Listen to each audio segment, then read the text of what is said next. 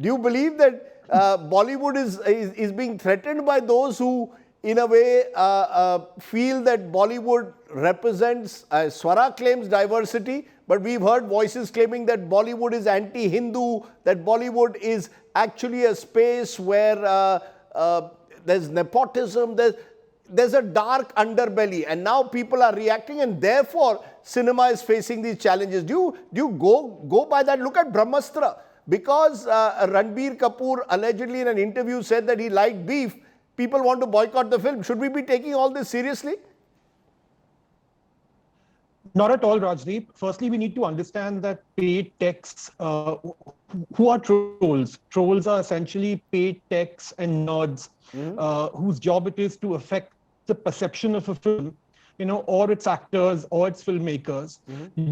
Just because someone in the mix does not tie to a particular political ideology or a narrative, right? A film or an actor that challenges the political narrative gets trolled. In fact, even critics aren't spared these days, right? If they ill review a film, which is a favorite of the troll factories, even they get trolled. That's the irony. So I completely second what Swara is saying. I think there's way too much hype. There's way too much noise around these troll factories. I absolutely disagree when people attribute the failure of a film to trolling. I think that's just delusional. That's wrong, because I think we need to give the audience some credit here. I think much of our audience has really smartened up. They're very evolved. They're educated. They're aware.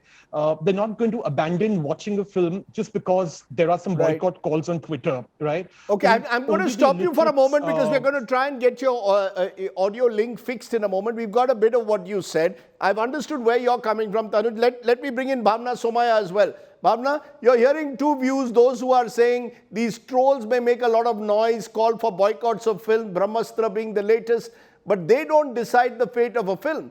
However, the fact is several major films, Lal Singh Chadda, Raksha Bandhan, have all flopped in recent time. Is it to be blamed on trolls, or just that star system is breaking down? People have more options, business models are changing, post-COVID, people don't want to go to the cinemas. Maybe things are changing in other ways and Bollywood is not changing fast enough. Bollywood, first and foremost, we should stop referring to it as Bollywood, because now everything is pan-India movies. And I don't think any boycotts or any protest can change the fate of a film. If the film is good, people are going to watch it. Two, I think it's just become now a drawing room discussion for everybody that, oh, movies are not working, the superstars are not working, we need to think about what's going wrong. This has always happened. After every few years, there has been a kind of a decline at the box office where the filmmakers, the actors need to think, rethink, reinvent themselves, repackage their movies, and reflect about what they ought to be giving to the audience. So is the star system though breaking down this idea that, the big stars, the Salmans, the Amirs, the Shah Rukhs would pull films only on their star appeal? Is that changing? Because audiences now have many more options. You can watch some on YouTube, you can do OTT, you have very, very different options. I think the stars are themselves at an age where they are going to be redefining themselves, because they are our superstar male heroes are all 50 plus. So there is a kind of a paradigm shift that happens in the kind of roles that they have to choose.